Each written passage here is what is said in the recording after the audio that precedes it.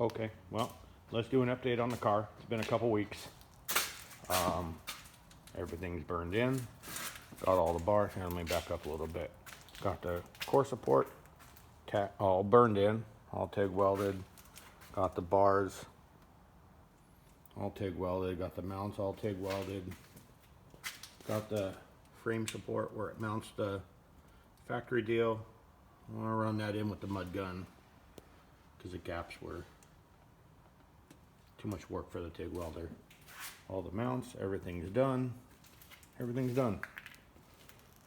So we got the lower radiator support tacked in.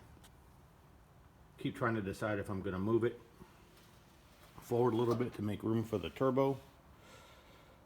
But then it really messes with the mounts for the lower bumper support. I think I'm just going to leave it there. Burn it in tonight. Christmas present for myself. And then after Christmas, I'm going to pressure wash everything, take off all the junk I don't need, swap K-members, and set the motor in.